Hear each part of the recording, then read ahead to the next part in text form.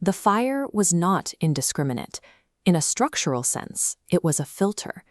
Historically, we treat cataclysmic fire as a crude eraser. We imagine it as a system-wide deletion protocol that simply wipes out a civilization and forces the survivors back to zero. But the scribes of Nippur and Eridu saw a different result. They recognized that for clay records, the fire wasn't a destroyer, it was a kiln. The intense heat of a falling city baked their records, hardening fragile tablets into permanent ceramic. This algorithmic mechanism locks surviving data into the world's long-term memory, ensuring that only the most resilient structures outlast the flame. The clearest evidence for this theory lies in the collapse of the Assyrian Empire. They built a society of extreme order and rigid hierarchy, a massive system about to undergo a violent reboot. Archaeologists call the empire's collapse the Nineveh Funnel. It was a historical bottleneck where the entire accumulated knowledge of Mesopotamia was squeezed through a single violent event. Look at these tablets. They aren't just fragments, they are ceramic. The reason Nineveh's records survive to the present day is specifically because the city was burned. The fire transformed the medium itself. In the Nineveh funnel, destruction and preservation become parts of the same process. The fire destroys the city, but it cements the data. Most of us imagine King Ashurbanipal's library as a single grand room, where all the world's knowledge sat in one vulnerable pile. However, Dr. Eleanor Robson's research challenges this monolithic view. She argues that Ashurbanipal's library, as we know it, is a modern academic invention.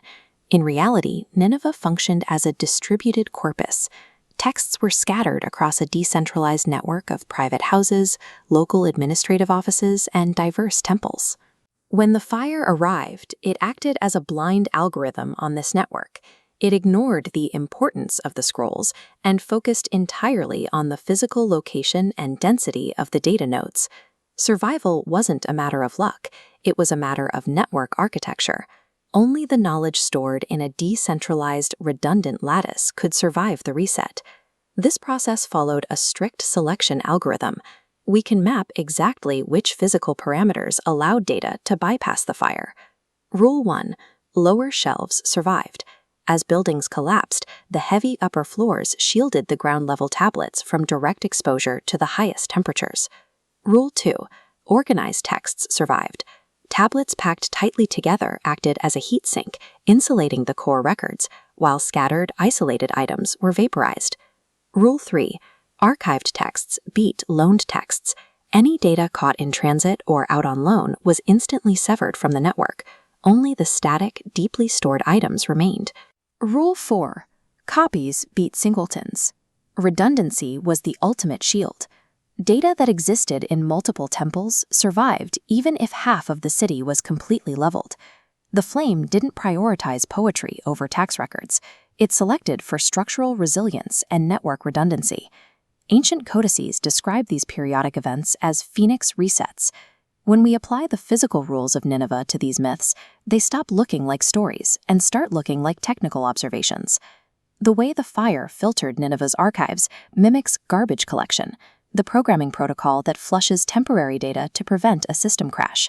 The protocol removes the chaotic, unorganized data of a failing civilization, but it inadvertently preserves the most highly structured patterns for whoever inherits the next cycle.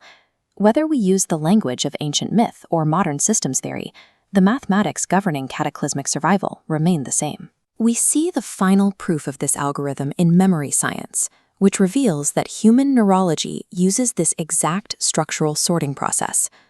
During a severe trauma, a neurological system overload, the brain drops isolated, unorganized details first, but it fiercely protects and bakes in memories that are deeply archived and linked to a redundant network of other associations. Assyriology and memory science converge on the same 5-point filter. This reveals the Nineveh funnel as a literal description of how information survives trauma. The same rules that allowed Nineveh to survive its fire are mirrored in the biological structures that preserve our own sense of self. The fire doesn't just destroy, it decides what stays.